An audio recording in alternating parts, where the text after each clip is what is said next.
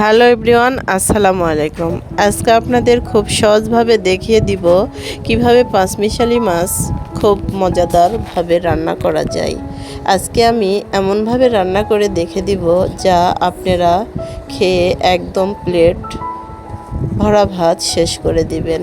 আজকে এই পাঁচমিশালি মাছগুলো আমি আপনাদের খুব সহজভাবে দেখিয়ে দিব কিভাবে রান্না করতে হয়।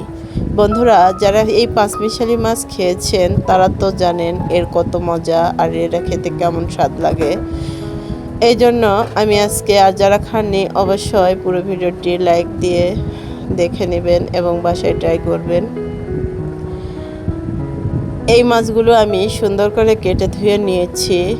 এখন এই মাছগুলো আমি রান্না করব কি দিয়ে সব কিছু দেখিয়ে দিব এই ভিডিওতে। আপনারা যারা আমার চ্যানেলে নতুন আছেন অবশ্যই এই চ্যানেলটি সাবস্ক্রাইব করা থাকলে একটি লাইক দিয়ে ভিডিওটি দেখবেন, আর যাদের চ্যানেলটি সাবস্ক্রাইব করা নাই তারা অবশ্যই সাবস্ক্রাইব করে নেবেন। আমি রান্নার জন্য এখানে আলু কুচি করে নিয়েছিলাম। সেই আলুগুলো ধুয়ে একদম রান্নার জন্য প্যানে দিয়েছি। দিয়ে দিলাম পেঁয়াজ কুচি, দিয়ে দিলাম রসুন কুচি, দিয়ে দিলাম কাঁচামরিচ, আর দিয়ে দিলাম হলুদ, মরিচ, গুঁড়া মরিচ, হলুদ এবং পরিমাণ মতো তেল দিয়ে আমি সুন্দর করে এখন চটকে চটকে মাখিয়ে নেব। এই তরকারিটি যত মাখাবেন ততই খেতে স্বাদ লাগে। আমি পেঁয়াজের পরিমাণটা একটু বেশি করে দিয়েছি। যত পেঁয়াজ দেওয়া যাবে এই তরকারিতে খেতে ততই স্বাদ লাগে। অবশ্যই এইভাবে চটকে চটকে মাখিয়ে নেবেন। দেখুন আমি এক পর্যায়ে মাখিয়ে কত সুন্দর নরম করে নিয়েছি। এখন মাছগুলো দিয়ে আবারও একটু মাখিয়ে নেব। এই মাছগুলো দিয়ে যে কোনো তরকারি খেতে ভালো লাগে।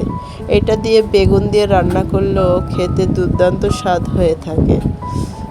যারা এই মাছ খেতে পছন্দ করেন অবশ্যই কমেন্টে জানাবেন কে কে এই মাছ খেতে পছন্দ করেন। আমার তরকারিটা মাখানো হয়ে গিয়েছে। এখন এখানে দিয়ে দিলাম একটি টমেটো কুচি। এই তরকারিতে টমেটো কুচি দিলে একদম জমে যায়। আর যারা খেতে পছন্দ করেন অবশ্যই কমেন্টে আলহামদুলিল্লাহ লিখবেন। কে কোন জেলায় থেকে আসেন অবশ্যই বলে যাবেন। আর আমার ভিডিওটি যদি ভালো লেগে থাকে আপনারা অবশ্যই চ্যানেলটি সাবস্ক্রাইব করে রাখতে পারেন। আর এখন দিয়ে দিব একটু তেল, কারণ তরকারির শেষে তেল দিলে খেতে ভালো লাগে এবং লাস্টে যায় তেল ছাড়ে। এই যে ঢাকনা বসিয়ে এখন জাল করে 10 মিনিট পর দেখি বলক উঠেছে। এইটা যতক্ষণ শেষ পর্যন্ত পানিটা শেষের দিকে যাবে ততক্ষণ পর্যন্ত আর ঢাকনাটা খুলব না। এই যে নেড়ে চেড়ে আবারও ঢাকনা দিয়ে ঢেকে দিব। এই তরকারিটা ঢেকে দিলাম, নেড়ে দিতে হবে, কারণ এই তরকারিটা নেড়ে দিলে সব কিছু ওশমিশ হয়ে এটা খেতে ভালো লাগবে।